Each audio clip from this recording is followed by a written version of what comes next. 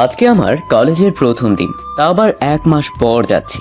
তাই একটু তাড়াতাড়ি করে কলেজে গেলাম, কিন্তু গিয়ে পড়লাম মহা বিপদে। কলেজের গেট দিয়ে ঢোকার পর ডাক দিল কিছু মেয়ে, দেখে মনে হয় গুন্ডি। তার আগেই তাদের মধ্যে কথা শুনে আসি। এই দেখ দেখ, ছেলেটা কত কিউট। কই দেখি তো। উফ, সেই তো। তোরা কেউ এটার দিকে চোখ দিবি না, এটা আমার জিনিস। কিছু বুঝলেন না তো, গল্পে থাকেন, বুঝে যাবেন। তারপর ডাক দিল আমাকে, তারপর আমি গেলাম তাদের কাছে। আমি বললাম, আমাকে ডেকেছেন কেন? এখানে আসো। আমি মেয়েদের সাথে কথা কম বলি, আর অপরিচিত মানুষদের সাথে কথা বলি না। কি বলার জন্য ডেকেছেন তাই বলেন। আচ্ছা যাও, ক্লাসে যাও। আর হ্যাঁ, যেটা বলছো না সেটাই করবা। যদি কোনো মেয়ের সাথে কথা বলতে দেখেছি, তোমার খবর আছে। হিরে, বেশি ভাব নিতে গিয়ে তো খাইলাম বাস। আমার যার সাথে ভালো লাগবে তার সাথে কথা বলবো, আপনার কি? আমার অনেক কিছু, যদি দেখি তো তোর খবর আছে। হ্যাঁ, বললেই হলো। হ্যাঁ, আমি বললেই হবে। কি মেয়ে বাবা, চিনি না জানি না, উল্টাপাল্টা কথা আরম্ভ করে দিয়েছে। এই, তোমার নাম কি গো? এই, আপনি কি উল্টাপাল্টা কোম্পানির মালিক নাকি যে উল্টাপাল্টা কথা আরম্ভ করছেন? আমি যাই। আরে আরে, কই যাও? আমার কথা তো শেষ হয় নাই। আমার আর পাইকে দিলাম দূর। তারপর এক ছেলের কাছ থেকে জেনে নিয়ে ক্লাসরুমে আসলাম। ও আমার পরিচয় তো দিলাম না। আমি রাজ আহমেদ, বাবা মা কেউ নাই, অনাথ। মামার বাসায় বড় হয়েছি। গল্পে থাকেন, সব জানতে পারবেন। হাই, আমি রোহান। আমি রাজ। বাসা কই তোমার? এই তো সিরাজগঞ্জ, সায়দাবাদ। তোমার? আমার বেলকুচি। এভাবে রোহানের সাথে বন্ধুত্ব হলো। কিছুক্ষণ পর একটা মেয়ে ক্লাসরুমে ঢুকলো। ওরে মা, এ তো সেই গুন্ডি। একই ক্লাসে পড়ি। সোজা লাস্ট বেঞ্চে বসলো, আমাদের দিকে তাকালোও না। রোহানকে মেয়ের সম্পর্কে জিজ্ঞালাম, এমনকি সবকিছু জানলাম তার ব্যাপারে। সে হচ্ছে কলেজের সব থেকে ভয়ঙ্কর মেয়ে। 1 মাসে তার দখলে নিয়েছে। আসলে সব পাওয়ার ওর বাপের। ওর বাপ হলো এখানকার এমপি রিয়াদ খান, এবং তার ভাই রাইয়ান খান, এবং সে রিয়া খান। লেখাপড়ায় ভালো। আপনাদের সাথে কথা বলতে বলতে স্যার এসে গেছে। প্রথমে সেই স্যার আমাকে ডাকলো, এবং আমিও স্যারের কাছে গেলাম। তোমার নাম কি? স্যার, আমার নাম রাজ আহমেদ। সবার সাথে পরিচয় হয়ে নিও কেমন? তোমার মামা আমাকে জানিয়েছে তোমার সম্পর্কে। জি স্যার। ক্লাসগুলো শেষ করলাম, গেট দিয়ে বেরোতে যাব, তখন রিয়া আমাকে ডাক দিল। ওই জানেমান, দাঁড়াও। কথা কানে না নিয়ে হেঁটে যাচ্ছি। ওই শালা, দাঁড়া। পেছন থেকে কেউ আমার হাত ধরলো। পেছনে তাকাতেই তো আমি অবাক। আরে, এ তো রাইহান ভাই, এমপির ছেলে। তার মানে রিয়ার ভাই। ছোট ভাই কেমন আছে? ভালো ভাইয়া, আপনি? এই তো আছি কোনো রকম। তো তোমার বোন কই থাকে? আপু তো লন্ডনে গেছে 3 মাসের ট্রেনিংয়ে। রিয়া এসে বলল, ভাইয়া, তুমি ওকে চেনো? রে, দেখতে অনেক কিউট ছেলেটা, তাই না? আমি তো চয়েস করে ফেলছি। কস কি, কবে থেকে? আর ওর থেকে বেশি সুন্দর ওর বোন, তুই কি জানোস? আচ্ছা, তোরা থাক, আমার একটু কাজ আছে, আসি। আর রাজ, যদি কোনো সমস্যা হয় আমার বোনকে বলবা। এতক্ষণ আবালের মতো দাঁড়িয়ে ওদের কথা শুনছিলাম। হেই চকলেট বয়, দুর্বাল, আপনি সরেন তো। নাম্বারটা দিয়ে যাও, রাতে প্রেম করব। আমার জন্য সান্নি আপু আছে, বাই। সান্নি আপু আবার কে? গুগলে সার্চ দাও, বের হবে। বলে চলে আসলাম। আসলে মেয়েদের পটাতে চাওয়া আমার মন, বাট প্রেম করতে চাই না আমি। ওই যে গরিব, থাকি অন্যের বাসায়। আর রাইহান ভাই আমার আপুকে ভালোবাসে, মানে রিয়ার ভাই। বাসায় গেলাম, তখন মামি ডাক দিল। রাজ, কলেজের ফার্স্ট দিন কেমন হলো? এই তো মামি, ভালো। ওকে, যাও ফ্রেশ হয়ে খেতে আসো, তোমার সারপ্রাইজ আছে। শার্ট খুলে ফ্রেশ হতে গেলাম, কিন্তু ভিতরে গিয়ে আমি অবাক, কারণ আপু গোসল করছে। আপু, তুমি কখন আইছো? সারপ্রাইজ। সারপ্রাইজ ঠিক আছে, বাট তোমার শরীরে জামা কাপড় কই? আপু নিজের দিকে তাকাতেই চিৎকার দিতে যাবে, তখন তার মুখ চেপে ধরলাম। আরে আপু চিৎকার দাও কেন? আমি কি তোমাকে কিছু করছি? সর এখান থেকে। ধাক্কা দিয়া বের করে দিল। আহা কি দেখলা, ছি, লজ্জা হচ্ছে নিজের উপর। এত সুন্দর জিনিস এত তাড়াতাড়ি দেখা হলো। সান্নি আপুর থেকে সুন্দর। ছি ছি, এগুলো কি বলি, মামা তো বোন তো আমার। রাজ, ওই রাজ। কি কি? রাধি আপুকে নিয়ে ভাবছিলাম, তখন এসেই ডাক দিল। শালা কই হারিয়ে গিয়েছিলি? তোমার ওইগুলোর ভেতর। কি বললি? কই কিছু না তো। আচ্ছা তুমি আমার রুমে কেন? তোকে সারপ্রাইজ দিতে আসছিলাম, এসে শুনলাম তুই কলেজে চলে গেছিস, তাই শাওয়ার নিতে গিয়েছিলাম, কিন্তু আমার রুমে পানি নেই, তাই তোর রুমে গিয়েছিলাম। সারপ্রাইজ দিছো? অনেক বড় সারপ্রাইজ দিছো, সারা জীবন ভুলবো না। এখন যাও। ওকে, বাট আজকে কিন্তু ঘুরতে যাব। ওকে যামুনি। আচ্ছা আপু, তোমার ট্রেনিং শেষ হয়েছে, ঠিকমতো করছো তো? তোর বউ কি কোনো দিন কোনো কিছুতে ফেল করছে? আমার বউ আবার কোথা থেকে আসলো? এই যে আমি আমার আম্মুর পেট থেকে আসছি। রায়হান ভাইয়া তোমার কথা জিগাইছিল। চুপ কর তুই। রাগ দেখে চলে গেল। আসলে আপুকে রায়হান ভাই অনেক ভালোবাসে। আসলে আপু অনেক সুন্দর, অনেকেই ভালোবাসে, কিন্তু কেউ কিছু বলতে পারে না রায়হান ভাইয়ের ভয়। ও আপনাদের তো বলাই হয়নি আপু কিসে ট্রেনিংয়ে গিয়েছিল। আসলে আপু ডাক্তারি পড়াশোনা করছে তো, পড়াশোনা শেষ তাই বাইরে গেছিল ট্রেনিংয়ের জন্য। আর একটা কথা, আপু আমাকে ভালোবাসে, আমিও বাসি, কিন্তু প্রকাশ করি না, কারণ গরিব যেই মামার বাসায় থাকি, সেই মামাকে ধোকা দেব কি করে? কি করে সম্ভব এটা? ফ্রেশ হয়ে আসলাম। ওহো, মামি না খেতে যেতে বলেছে। ফ্রেশ হয়ে খেতে বসলাম, তখন রাজিয়াকে ডাক দাও, সবাই একসাথে খাই। ওকে, তাহলে আমি আপুকে ডেকে আনি। উনি হলেন রাদিয়ার আব্বু, নয়ন আহমেদ, বিশিষ্ট ব্যবসায়ী। আপু আসো, খেতে ডাকে তোমাকে। তুই বস 1 মিনিট। রাদিয়া আপু তখন মাথার চুল শুকাচ্ছিল। ইস, আপু কত সুন্দর। ঠোঁটগুলো গোলাপের পাপড়ির মতন, গালগুলো টমেটোর মতন, চোখটা মায়াবী, যে কোনো ছেলেই দেখে প্রেমে পড়ে যাবে। এত সুন্দর কেমনে হয় মানুষ? আর দেহের কথা কি বলবো, আল্লাহ মনে হয় ওকে অন্যরকম ভাবেই তৈরি করেছেন। কি ভাই, কি দেখতেছেন? দেখতেছি আর ভাবতেছি, এই অ্যাঞ্জেলটা কে চালাবে? সরি বস, এত ভাবতে হবে না, এঞ্জেলটা চালানোর দায়িত্ব আপনাকেই দিব। আমাকে এঞ্জেলটা চালানোর দায়িত্ব দিলে আমি তো তেল ঢালতে ঢালতে অন্যরকম করে ফেলবো। কি হইলো? এতক্ষণ আমি কইছিলাম, আসলে আমি একটা ঘোরের ভিতর ছিলাম। তুমি আমাকে মারলা? সরি বাবু, কাঁদে না, তুমি আবল তাবল বলছিলা, তাই তোমাকে একটু দিলাম। তুমি আমার সাথে কথা বলবে না, তুমি শুধু আমায় মারো। কি, আমার সাথে কথা বলবি না? না। এটা কি দেখছস? ঝাড়ু? একটা বাড়ি মারমু। এর আগে মাথা ফাটাইছিলাম, মনে নাই? আসলে এর আগে আমাদের পাশের ফ্ল্যাটে একটা মেয়ে ছিল, নাম ছিল হিমু। আমাকে একটা চিঠি দিয়েছিল। চিঠিতে লেখা ছিল, প্রিয় রাজ, আমি জানি তুমি আমাকে ভালোবাসো, রোজ আমার জন্যই তুমি ছাদে আসো। আরও অনেক কিছু লেখা ছিল। আসল কথায় আসি, তোমাকে পাই বা না পাই, তোমার সাথে আমি এক রাত কাটাতে চাই। এটি কিউট মেয়ে হিমু।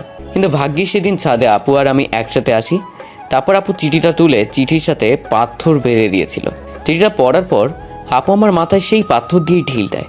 যখন আমার মাথায় থাইকা রক্ত পড়া দেখে, তখন রাধি আপু একটা চিৎকার দিয়ে জ্ঞান হারিয়ে ফেলে। এটাই ছিল ফ্ল্যাশব্যাক। কি, কই হারায় গেছস? ও ইয়া, আচ্ছা কাঁদছিল কেডা? চল খেতে যাই। ওকে। রাধি আপুকে নিয়ে খাচ্ছি, আর তখন মামা বলল, রাজ, তোমার সারপ্রাইজ আছে বাইরে। ও মামি আমাকে বলছিল আমার জন্য সারপ্রাইজ আছে। ওঠো, যাও দেখে আসো। বাইরে গেলাম, কোথাও কিছু দেখছি না। ডান দিকে তাকাতে আমি অবাক, কারণ দাঁড়িয়ে আছে একটা R15 গাড়ি। আমি দেরি না করে বাসার ভিতর ঢুকে মামাকে জড়িয়ে ধরলাম, আর চোখ দিয়ে 1 ফোঁটা জল বেরিয়ে পড়লো। আরে আব্বাজান, কি হয়েছে? কাঁদছেন কেন? আমার এসব কিছু দরকার নেই, তোমার ভালোবাসা পেলেই চলবে। আরে পাগল, তুই আমাদের সন্তান, তোর জন্যই তো। তোকে কি না ভালোবেসে থাকা যায়? জানো মামা, আমি জীবনে কিচ্ছু চাইনি, চাওয়ার আগেই আমাকে সব কিছু তোমরা দিয়েছো। এখন এসব বাদ দাও। এই নাও রাজ, তোমার গাড়ি চাবি। রাদিয়াকে নিয়ে ঘুরে এসো। মামাকে সালাম দিয়ে গাড়ির চাবিটা হাতে নিলাম। আপু কই? উপরে আছে। আমি উপরে রাধি আপুর কাছে গেলাম, দেখি বিছানায় মন খারাপ করে বসে আছে। তাই আপুকে ডাক দিলাম। আপু, আমার সাথে কথা বলবি না, কেউ আমার কোনো কথাই শোনে না। বাবাকে কতবার বললাম তোকে গাড়ি না কিনে দিতে। ওকে যাও, ভবিষ্যতে তোমাকে গাড়ির টাকা ফেরত দিয়ে দিব। তোর কাছে টাকা চাইছি? তো তোর যদি কিছু হয়ে যায়? আরে আল্লাহ, যা ভাগ্যে রাখছে তাই হবে। চলো ঘুরতে যাব। তুই যা, রেডি হ, আমি আসছি। রেডি হও, আমি নিচে যাচ্ছি। ওকে। রেডি হয়ে নিচে যাচ্ছি। রাদিয়া নিচে দাঁড়িয়ে রয়েছে, আর এদিকে রাদিয়া ভাবছে একটা ছেলে এত সুন্দর হয় কেমনে। আজকে আরো অনেক সুন্দর লাগছে। আমার কাছে আসতেই রাদিয়া আমার শরীরের সুবাসে যেন মাতাল হয়ে উঠছে। যখন রাদিয়া আমাকে জড়িয়ে ধরলো, তখন রাদিয়ার মনে হলো সে তার নিজের ভেতর নাই। যখন আমি চিৎকার দিয়ে উঠলাম, ব্যথা পাচ্ছি তো। ও সরি। অনেক দূর পর্যন্ত গেলাম, কিন্তু সামনে যা দেখলাম তাতে আমি অবাক, কারণ সামনে রিয়া দাঁড়িয়ে আছে। আমি গাড়িটা ব্রেক করলাম। ওয়াও, নতুন গাড়ি কবে কিনছো? মানে আজকে মামা গিফট করলো। ও, তুমি এটা কে? আমার মামা তো আপু। মামা তো আপু মানে? ও সরি, মামা তো বোন রাদিয়া। ও বুঝলাম। তোমাদের অনেক ধন্যবাদ আমার জানটারে বাইক গিফট করার জন্য। তোর জান মানে? আরে রেগে যাচ্ছেন কেন আপু? রাজ আপনাকে বলে নাই আমাদের 2 বছরের সম্পর্ক? ও বলবে কেমনে? ও তো আপনাকে অনেক ভয় পায়। মা, আমি তো অবাক, কালকেই না ওর সাথে আমার ফার্স্ট দেখা। রিয়া, এগুলো কি বলছো? সত্যি তোমাদের 2 বছরের সম্পর্ক? আপু বিশ্বাস করো। তুই থাম। আপু তুমি কাঁদছো কেন? তুমি আমাদের সম্পর্কে খুশি হও নাই? অনেক খুশি আমি। জানো, ওকে দেখে রাখার মতো কাউকে খুঁজে পাচ্ছিলাম না। ও যেহেতু নিজেই খুঁজে নিয়েছে, অনেকটা চিন্তামুক্ত হলাম। প্লিজ তুমি আমার ভাইকে দেখে রাখো। আমি শুধু নিচের দিকে তাকিয়ে আছি, কি থাকা কি হয়ে গেল বুঝলাম না। আপু একটু সাইডে আসবা? রাধি আপুকে সাইডে নিয়ে গেল, জানি আমাকে শালা ফাঁসিয়ে দিবে। কিন্তু কিছুক্ষণ পর ঠাস ঠাস করে দুটো চড় বসিয়ে দিল রিয়ার গালে। শোনো মেয়ে, তোকে যদি আর কখনো রাজের আশেপাশে দেখি তাহলে তোর খবর আছে। কি হয়েছে আপু? ঠাস করে একটা আমার গালে বসিয়ে দিল। তুমি ওকে মারলা কেন? দোষ করছি আমি, আমাকে মারো। তোকে কৈফিয়ত দিতে হবে? কারণ আমি রাজকে ভালোবাসি। আহা, কি ভালোবাসা! দেখ এখন কি করি। যা করলো তার জন্য আমি মোটেও প্রস্তুত ছিলাম না। এক হাত দিয়ে আমার মাথার চুল ধরে আর এক হাত দিয়ে আমার ঘাড়ে ধরলো, তারপর পাগলের মতো ঠোঁট চটকাতে লাগলো। কতক্ষণ চটকাইছে তা ঠিক জানি না। পিছনে তাকিয়ে দেখি রিয়া উধাও। আচ্ছা আপু, তুমি রিয়াকে মারলা কেন? কেন, তোর ব্যথা লাগছে? আমার ব্যথা লাগবো কেন? আমি তো একটু জানতে চাচ্ছিলাম আর কি। শোন, আমাকে সাইডে নিয়ে অনেক কথা বলেছে, এমনকি তোর সাথে বলে রুম ডেটও করেছে। এর আগের মাসের 9 তারিখ বলে হয়েছে। সেদিন তো আমার বার্থডে ছিল, তুই তো আমার সাথে ছিলি, তাই রাগ কন্ট্রোল করতে পারি নাই, দিছি মেরে। যা শালা। আপু একটা কথা বল, এত কাছে আসছিস কেন? অনেকটা কাছে গেলাম রাদিয়ার। রাদিয়া শুধু পেছনে যাচ্ছে, কিন্তু পেছনে ছিল কারেন্টের পোল, তার সাথে ঠেকে গেছে রাদিয়া। আমিও চান্সটা নিলাম, এক হাত দিয়ে চুলের মুঠি ধরে অনেকটা জোরে। যখন রাদিয়া চিৎকার চেয়ে উঠল, তখন তার মুখের ভেতর আমার জিহ্বাটা ঢুকিয়ে দিলাম। পাগলের মতো ঠোঁট কামড়াচ্ছিলাম। অনেকক্ষণ পর ছেড়ে দিলাম, দেখি রাদিয়ার চোখে জল আর ঠোঁট দিয়ে রক্ত পড়ছে। আমি যে নিজেই কাজ করছি বিশ্বাস হয় না। সরি আপু, আসলে ইচ্ছা করে করি না এমন। ওকে, বাসায় চল। সারা রাস্তায় কেউ কোনো কথা বলিনি, বাসেও না। রাতে খেতে বসেছি কিন্তু রাদিয়াকে দেখলাম না। মায় বলল রাদিয়া নাকি আগেই খেয়ে নিয়েছে। প্রতি রাতে রাদিয়া আপুর সাথে আড্ডা দেই, আজকে গেলাম না লজ্জায়। সকালে নাস্তা করলাম, আপু এখনও ঘুম থেকে উঠে নাই। অবশ্য প্রতিদিন আমিই ডাক দিই, আজ কেন জানি ডাক দিতে ভয় করছে, তাই কলেজে গেলাম। কলেজে গিয়ে রিয়া যা করলো তাতে তো আমি অবাক। কলেজে গেলাম, ঢুকতে একটু ভয় হলো, তবুও ঢুকলাম না, জানি কি আছে কপালে। একটু দূরে যেতেই কে যেন ডাক দিল, পেছনে তাকাতেই দেখি রিয়া। আপু আমাকে ডাকছেন? আমি আবার কবে থেকে তোমার আপু হইলাম? আর আমরা দুইজন একই ক্লাসে পড়ি, তাই ফ্রেন্ড। না, আমি কেন মেয়ের সাথে ফ্রেন্ডশিপ করতে পারবো না? প্লিজ, আমি অনেক সরি, কালকের জন্য আমি অনেক সরি। আসলে ছোটবেলায় মাকে হারাইছি তো, যখন যা চাইছি তাই বাবা আর ভাই মিলে এনে দিয়েছে, কোনো কষ্ট বুঝিনি। মেয়েটাকে দেখে একটু মায়া হলো। ওকে যাও, মাফ করে দিলাম। তাহলে আমার ফ্রেন্ডশিপ গ্রহণ করো। সরি, এটা পারবো না। তাহলে তুমি আমাকে ক্ষমা করোনি? আচ্ছা ঠিক আছে, ফ্রেন্ড বলার সাথে সাথেই জড়ায় ধরলো। আমার তো লজ্জা করছে, অনেক কষ্টে ছাড়ালাম। তারপর নাম্বার লেনদেন হলো। কলেজ শেষ করে বাসায় যাচ্ছি, তখন রিয়া ডাক দিল। কই যাও? কেন? বাসায়। বাইক নিয়ে আসো নাই? আপু নিতে মানা করছে। তুমি মনে হয় তোমার আপুকে অনেক লাভ করো। আরে না, আপুকে অনেক সম্মান করি, ছোট থেকে বড় পর্যন্ত সেই আমাকে আগলে রেখেছে। তুমি কি আমার ব্যাপারে জানো? জানি, তোমার কেউ নাই পৃথিবীতে। আচ্ছা ওগুলো বাদ দাও, বাসায় যাই। আমি যাব না। যাও তোমার ফ্রেন্ডের সাথে। তুমি আমার ফ্রেন্ড না, আর ওরা আগেই চলে গেছে। আচ্ছা, আমি তোমাকে রিক্সাতে তুলে দিই। না, আজকে হেঁটে যাব। যেতে চাইলাম না, তারপরও ছাড়লো না। গেলাম, অনেকক্ষণ হাঁটলাম, তারপর ওদের বাসার সামনে আসলাম। বাসার ভেতরে যাবা? না থাক, যাওয়া লাগবে না, যাও বাসায় যাও, আর বাসায় পৌঁছেই আমাকে ফোন দিবা। ওকে। অনেক কষ্টে বাসায় আসলাম, কিন্তু আমার আপুকে দেখছি না, হয়তো রুমে, কিন্তু যেতে শরম লাগছে। তবুও গেলাম, যে যা দেখলাম প্রস্তুত ছিলাম না। কি বস, শরম ভাঙলো? আগে সবকিছু ঠিক করো। ও সরি, কিন্তু পারছি না, তুই পরিয়ে দে না। আপু আসলে শাড়ি পরার চেষ্টা করছে, এর আগে তো অনেকবার পরেছে, কিন্তু আজ আবার এমন করছে কেন?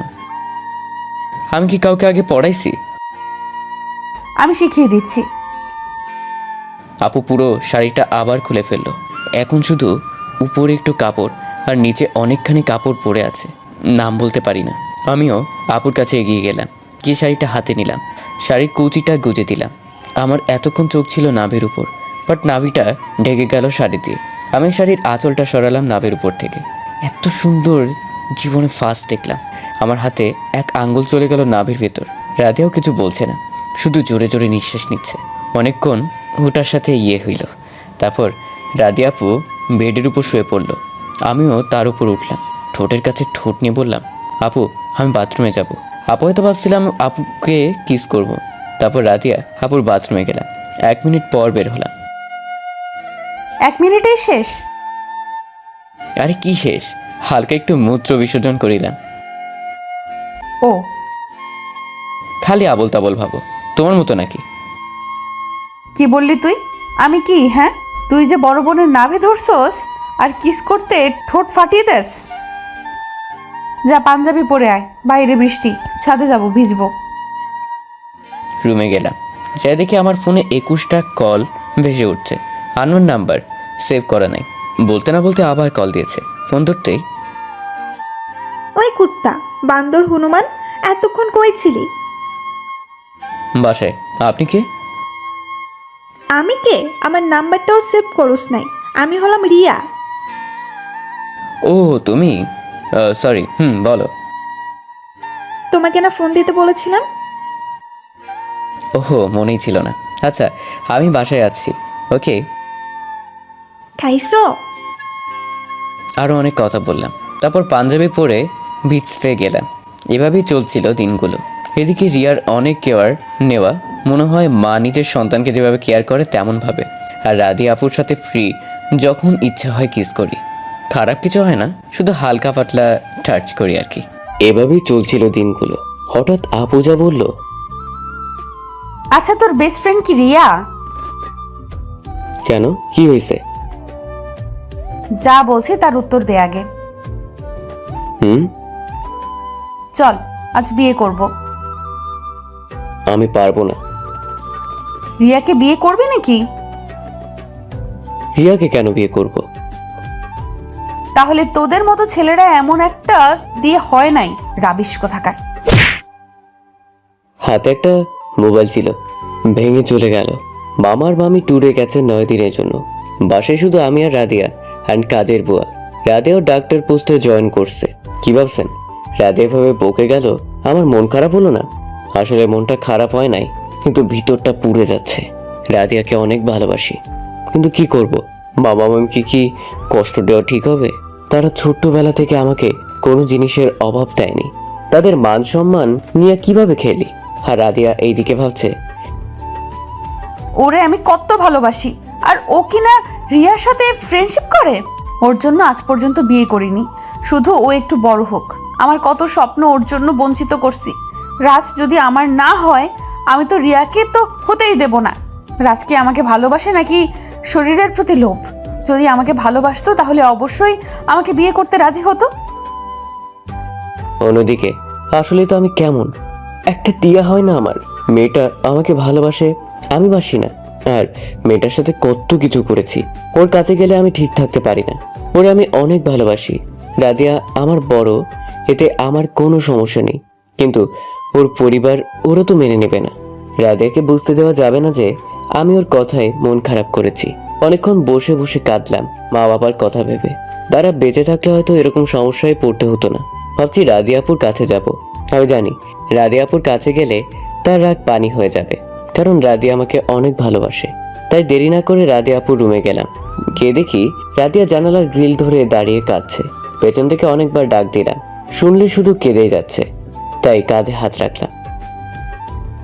আপু, ওই আপু, আমার উপর রাগ করছো? কুত্তার বাচ্চা, তোর তো সাহস কম না? আমার শরীরে টাচ করিস? মেয়েদের শরীরে হাত দিলে মজা পাস অনেক। সরি।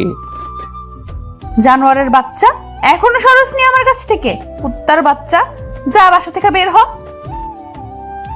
বিশ্বাস হচ্ছে না, এটা রাদিয়া না অন্য কেউ। আমি মাথা উপরের দিকে তুলে রাদিয়ার চোখে চোখ রেখে মুচকে একটা হাসি দিলাম, আর সেখান থেকে চলে আসলাম রুমে। রুমে এসে একটা চিঠি লিখলাম। চিঠি প্রায় চোখের জলে ভেসে যাচ্ছিল। অনেকক্ষণ ধরে চিঠিটা লিখলাম আর কাঁদলাম। ব্যাগটা গোছালাম, চলে যাবো এই শহর ছেড়ে। আর ফিরবো না জীবনে। কিন্তু আমার কাছে তো তেমন টাকা নাই, রাদিয়াপুর টাকা ছাড়া। রাদিয়াপুর অনেক টাকা আছে আমার আলমারিতে, সেখান থেকে 5 লাখের মতো নিয়ে গেলাম। শহর না, দেশ ছেড়ে চলে যাব। সব কাগজপত্র নিয়ে রওনা দিলাম। তারপর বুয়াকে বললাম যে আমি একটা কাজের জন্য কয়েকদিনের জন্য বাইরে যাচ্ছি। রাতে রাদিয়া আপুকে ডেকে খাবার দিও, এখন ঘুমাচ্ছে। বাসে করে ঢাকায় যাচ্ছি আর কাঁদছি। 2 দিন পর আজকে এয়ারপোর্টে বসে আছি, চলে যাব এই দেশ ছেড়ে। আর রাদিয়া 2 দিন ধরে রুম থেকে বের হয় নাই। রাদিয়া ভাবছে যে রাজ আসবে, তাকে ডেকে খেতে নিয়ে যাবে। বুয়া রাদিয়াকে খাবার দিছিল, সেগুলো খায় নাই, কিন্তু রাদিয়ার আর সহ্য হচ্ছে না। রাজকে আসবে না আমার কাছে? কেন বোঝে না? আমি রাগের মাথায় এগুলো বলে ফেলছি। আমি আর সহ্য করতে পারছি না, প্লিজ রাজ। আমি 2 দিন ধরে কিচ্ছু খাইনি। ও তো এতক্ষণ রাগ করে থাকে না, হয়তো ছেলেটাও কিছু খায়নি। ও তো না খেয়ে থাকতে পারে না। রাদিয়া আমার রুমের দিকে এগোচ্ছে। দরজার কাছে যেতেই দেখলো দরজাটা খোলা। রুমের ভিতর ঢুকে গেল। রাজ, ওই কুত্তা দেখ, আমি এগুলো রাগের মাথায় বলে ফেলেছি। কই তুই? আমার উপর রাগ করছিস? দেখ, আমি 2 দিন ধরে কিচ্ছু খাইনি, বের হ রাজ। কিন্তু কোনো সারা শব্দ পেল না। অনেকক্ষণ ডাকাডাকির পর তখন চোখ পড়লো বেছানোর উপর, দেখলো সাদা টুকরার কাগজ। কাগজটা হাতে নিয়ে পড়তে থাকলো। অর্ধেক পড়তেই চিৎকার দিয়ে উঠলো আর বলল, তুই আমাকে ছেড়ে যেতে পারিস না, প্লিজ এরকম করিস না। কি ভাবছেন চিঠিতে লেখা ছিল, ওকে বলি, প্রিয় রাধি আপু, হে আপু, আমি জানি তুমি আমাকেই খুঁজছো। এখন হয়তো তুমি আমাকে পাবে না, চলে গেছি হয়তো অনেক দূর। আমি তো অনাথ, কোথায় যাব তাও জানি না। আমার না আছে ভাই বোন, না আছে বাবা মা। আজ আমি অনেক অসহায়। কোথায় যাব, কার কাছে যাব? প্লিজ আমাকে মাফ করে দে আপু। তোকে ছেড়ে যেতে খুব কষ্ট হচ্ছে, কারণ যে আমিও তোমাকে অনেক ভালোবাসি। কিন্তু কি করব, তোকে তো আর আমি সুখে রাখতে পারবো না। দেখ, মামা মামি আমাকে অনেক ভালোবাসে, তাদের আমি কখনো কষ্ট দিতে পারি বল? ভালো থাইকো, আর আমাকে খুঁজো না, হারিয়ে যাচ্ছি অনেক দূর। আর আপু, আলমারি থেকে 5 লাখ টাকা নিছি, মাফ করে দিস। যদি বেঁচে থাকি নিজের জীবন দিয়ে হলেও ফেরত দিব। আর শোনো, অনেকটা কষ্ট পেয়েছি, কারণ তুমি আমার বাবা মাকে গালি দিয়েছিস। মন চাইছিল প্রতি উত্তর দিতে, কিন্তু দেইনি। Love you. 2 দিন পর রাদিয়ার জ্ঞান ফিরল। পাশে বসে রয়েছে রাদিয়ার বাবা মা। চিঠিটা ওনারাও পড়ছে। রাদিয়া চোখটা খুলেই, মা, আমার রাজ কই? প্লিজ ওরে এনে দাও। সব আমার দোষ, আমার জন্য রাজ বাসা থেকে চলে গেছে। কি হয়েছিল তোমাদের মধ্যে? আমাকে খুলে বলো। তারপর রাদিয়া সব খুলে পড়ল। মামা এসে রাদিয়াকে ঠস করে চড় মারল। আরো মারো, তারপরও আমার রাজকে এনে দাও। কি করে আনবো? ওরে অনেক খুঁজছি, কোথাও পাইনি। যে ছেলেটা কখনো একা একা বাসা থাইকা বের হয়নি, সেই ছেলেটা নিখোঁজ। না জানি কোথায় আছে, কেমন আছে। আজ 1 মাস পার হয়েছে, তারপর রাজকে খুঁজে পাওয়া যায়নি। রাদিয়া অনেকটা চেঞ্জ হয়ে গেছে, সবসময় অন্ধকারে থাকে, কারোর সাথে কথা বলে না, ঠিকমতো খায় না, বাড়িটাই ফাঁকা। আর এদিকে রাজ আমেরিকা লেখাপড়া করছে আর পাশাপাশি জব করছে। আমি কিভাবে আমেরিকা আসলাম কাহিনীটা শুনবেন না? ওকে, তাহলে ফ্ল্যাশব্যাকে আসুন। ফ্ল্যাশব্যাক। সেদিন রাতে ঢাকা আসলাম ঠিকই, কিন্তু যাব কোথায়, কি করব বুঝতেও পারছি না। অনেকক্ষণ হাঁটছি, কিন্তু কিছুই মাথায় আসছে না। রাতও অনেক হয়েছে, অনেকের বাসায় গেছি ভাড়ার জন্য। সবাই বলল সকালে আসুন। জানি এত রাতে কেউ বাসায় জায়গা দিবে না। হাঁটতেছি রাস্তার এক সাইড দিয়ে, এভাবেই হয়তো রাতটা পার হয়ে যাবে। অনেকক্ষণ হাঁটার পর কারো চিৎকার শুনলাম। সামনে এগিয়ে দেখি 2টা লোক। একটা লোককে পিস্তল ধরে রয়েছে একজন, আর একজন হাতে ফাইল নিয়ে রয়েছে। আমি ফাঁক থেকে দেখছি, ভাবছি দৌড় দিবে, যদি আমাকে দেখে আমাকেও মেরে ফেলে। কিন্তু তাদের কথাগুলো আগে শুনি। প্লিজ আমাকে মেরো না, আমার মেয়েটা একা হয়ে যাবে। আমি তো তোমাদের সব ফাইল দিয়ে দিয়েছি। এগুলো বলছে আর কাঁদছে। আবার তখন কেমন জানি লাগছিল, একা হলে হয়তো আমার মতো হবে, পাবে না কারো ভালোবাসা। আমি তো একা, কিসের ভয়? যে করে হোক লোকটা বাঁচাতে হবে। পায়ের কাছে 2টো ইট ছিল, 2 হাত দিয়ে শক্ত করে ধরলাম। ধরে দিলাম কাছে গিয়েই, শরীরের যত শক্তি ছিল দিলাম একটাকে বাড়ি। পড়ে গেল ছেলেটা পাশে, যেটা ছিল ওটা তো ভয় শেষ। ওটার কাছে দৌড়ে গিয়ে দিলাম বাড়ি, ওটাও শুয়ে পড়লো। অনেক হয়রান হয়ে গেছি। যে মানুষটা পড়েছিল তাকে তুললাম। আপনার কোথাও লাগেনি তো? আমি ঠিক আছি, তুমি ঠিক আছো বাবা? হুম, এটা বলেই চলে যাচ্ছি। কখনো কারোর সাথে মারামারি করি নাই, কারণ আপু না থাকতে ছেলেদের সাথে, না থাকতে দিয়েছে মেয়েদের সাথে। কোথায় যাও? জানি না কোথায় যাব। তাহলে আমার সাথে চলো, আমার বাসায়। সরি, আমি উপকারের প্রতিদান নেই না। প্রতিদান নিলে উপকারের কোনো মূল্য থাকে না। চলে যাচ্ছিলাম, আসলে মনটা খারাপ। রাদিয়ার কথা খুব মনে পড়ছে। এই ছেলে শোনো, বলেন। আমাকে একটু ড্রপ করে দিবা? সরি, আমার গাড়ি নেই। আমার গাড়ি আছে, আসলে আমার ড্রাইভারটা ভয় পালিয়েছে। কিন্তু আমি তো রাস্তা চিনি না। আমি চিনিয়ে দিব, তুমি চলো। ওকে। গাড়ি চালাচ্ছি আর তার সম্পর্কে শুনছি। তাকে মেরে ফেলতে চাইছিল তার বিজনেস পার্টনার।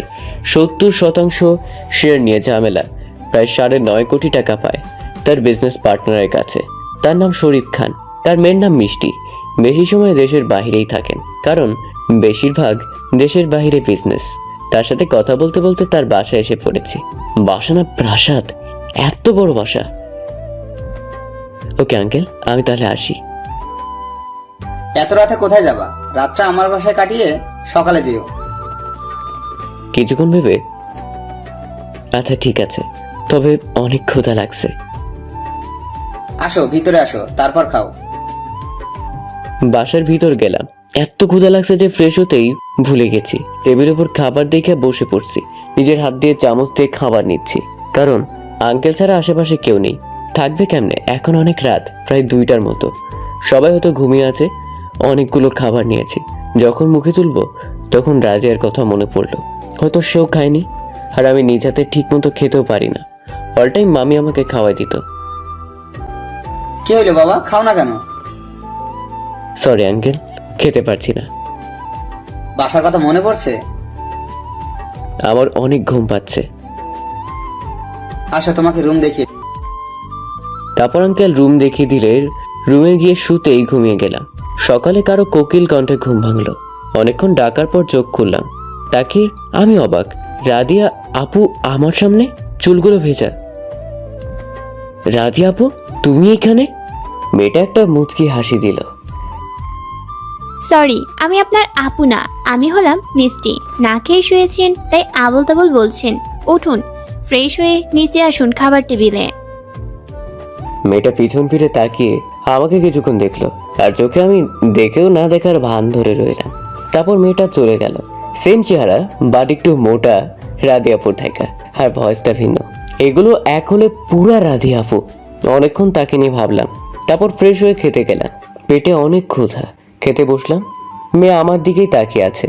কিছুক্ষণ তাকিয়ে থাকার পর আমার অনেক ক্ষুধা লাগছে। তারপর মিষ্টি খাবার দিল। খাবারগুলো খাইলাম। তারপর খেয়াল করলাম আঙ্কেল তো নাই। আচ্ছা, আঙ্কেল কোথায়? অনেক একটু বাইরে গেছেন। কোনো দরকার?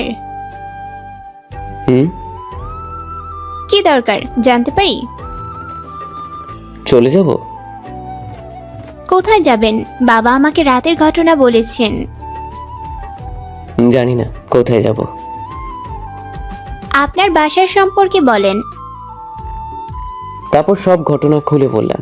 রাতের কথাগুলো মনে পড়তেই চোখের পানি ঝরে পড়ল। চিল ব্রো, চিল। আমাদের সাথে আমেরিকায় চলেন, সব ঠিক হয়ে যাবে। কিন্তু কোনো কিন্তু নয়। কোথা থেকে যেন আঙ্কেল এসে বলল। আমিও না করলাম না। এভাবে আসলাম আমেরিকায়। এভাবে চলে গেল 3 বছর। এখন মিষ্টির সাথে অনেকটা ফ্রি, কিন্তু ও এখনো আমাকে আপনি করে বলে। ওর জন্য হয়তো রাধিয়া আপুকে মনে পড়ে না।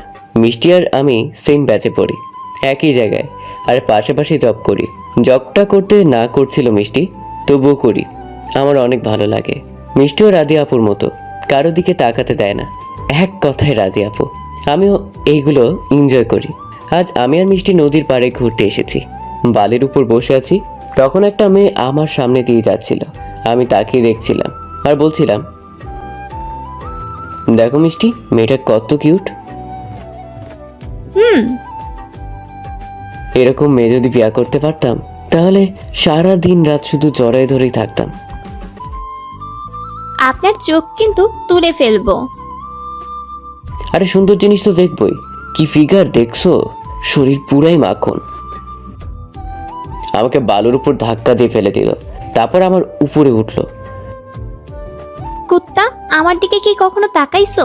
আমার শরীর কি কচু গাছ? আমার ফিগার কি ফিগার না? শালা হনুমান। আমার উপর থেকে উঠে গেল। অনেকটা দূরে দাঁড়িয়ে রইল। জানি মিষ্টি আমাকে ভালোবাসে। আমাকে অনেকবার বলছে, কিন্তু আমি না করে দিয়েছি। ও শুনেনি। আর আমি ওকে ভালোবাসি, প্রকাশ করিনি, কারণ রাদিয়া হয়তো আমার অপেক্ষায় আছে। ওকে রাদিয়াপুর কথা বলছি, কিন্তু শুনেনি। মিষ্টি অনেকটা দূরে দাঁড়িয়ে আছে, হয়তো কাঁদছে। আমি কাছে গেলাম, গিয়ে দেখি সত্যিই কাঁদছে। তাই পিছন থেকে জড়িয়ে ধরলাম। অনেকটা জোরে মিষ্টি চেঁচিয়ে উঠল। আও, ব্যথা পাচ্ছি তো, ছাড়েন আমাকে। না, ছাড়বো না। এইভাবে সারা জীবন ধরে রাখতে পারবেন? তখন আমি মিষ্টিকে ছেড়ে দিলাম। পারবেন না, তাই তো? তাহলে ধরেন কেন? শোন, আমি যদি তোকে এইভাবে ধরে রাখি, তাহলে আমার বউ হয়ে করবো কখন? শালা লুচ্চা। এভাবে চলছিল আমাদের দিনকাল। একদিন মিষ্টি বলল, চলেন বাংলাদেশে যাওয়া যাক। বাংলাদেশের কথাটা শুনতেই বুকটা ধড়ফড় শুরু করলো। বাংলাদেশে কেন যাবি? আপনার মামার বাসায় যাব, হ্যান্ড টাচ আর কত করব। আপনারা বিয়া করব। আপনি রাদিয়ার জন্য আমাকে বিয়ে করছেন না, তাই না? যে দেখবেন রাদিয়ার বিয়ে হয়ে গেছে। যদি বিয়ে না হয়? জানি না, তবে যাব, তাই জানি সকালে ফ্লাইট। বলেই চলে গেল। রাদিয়াকে আমি এখনো বলতে পারিনি জীবনের ফার্স্ট ভালোবাসা। যদি বাসায় গিয়ে দেখি রাদিয়ার বিয়ে হয়ে, তখন কি হবে? আরে মিষ্টিও তো যাচ্ছে, কোনো ভয় নাই, সব সামলে নিবে। মেয়েটা ছোট্ট হলেও আমাকে কখনো ঝামেলায় ফেলে না। মামার বাসার সামনে দাঁড়িয়ে আছি, কলিং বেল দিতে ভয় পাচ্ছি, তখন মিষ্টি দিয়ে দিল। কিছুক্ষণ পর মামি এসে দরজা খুললো, আমাকে দেখেই জড়িয়ে ধরে কেঁদে দিল। আমিও মামিকে জড়িয়ে ধরে কেঁদে দিলাম। এতদিন কই ছিলি? আমাদের কথা কি তোর মনে পড়ে নাই? আমাদের কথা তো ভুলে গেছিস। তোমাদের কি ভোলা যায়? মামি মিষ্টির দিকে তাকালো আর অবাক হয়ে তাকালো। রে মেয়েটা আর রাধিয়া চেহারা একদম সেম। মেয়েটা কে রে রাজ? ও হচ্ছে, আমি হচ্ছি রাজের বউ। আমি তো অবাক, মামি অবাক, কেমতে হইল? কিছুক্ষণ পর রাধিয়া আমাদের কথা শুনে নিচে আসলো। আমাকে দেখেই দৌড়ে এসে জড়িয়ে ধরলো আর পাগলের মতো কিস করতে থাকলো, কপালে, গালে, আরো অনেক জায়গায়, সবার সামনে। আরে আপু, কি করছেন? যখন দুজন দুজনের দিকে তাকালো অবাক, কারণ দুজনের চেহারাই সেম। কিছুক্ষণ পর, তুই কই ছিলি রাজ? তোরে আমি কত জায়গায় খুঁজছি। আমি আর বকবো না, প্লিজ তুই আমাকে চাইলে যাইস না, আমাকে মাফ করে দে। ওর কথায় কোথায় যেন প্রত্যুত্তর দিলাম না। মিষ্টি, চল তো উপরে যাই। ওকে, চলেন। মামি চলো তো। আমি যে রুমে ছিলাম সেই রুমেই গেলাম। হিমা, রুমটা যেমন তেমনই আছে। আচ্ছা মামি, রুমটাতে কেউ থাকে কি না? না, কেউ থাকে না। রাধিয়া সারা রাত ওই রুমটাতেই বসে থাকে তোর অপেক্ষায়। কোনো কথাই বললাম না, শুধু তো ওর কথাই আমি চলে গিয়েছিলাম। তোরা থাক, আমি আসি। মামি চলে গেল। আমার রুম কোনটা? কেন এইটা? আপনার রুম কোনটা? এইটাই, আমরা না জামাই বউ?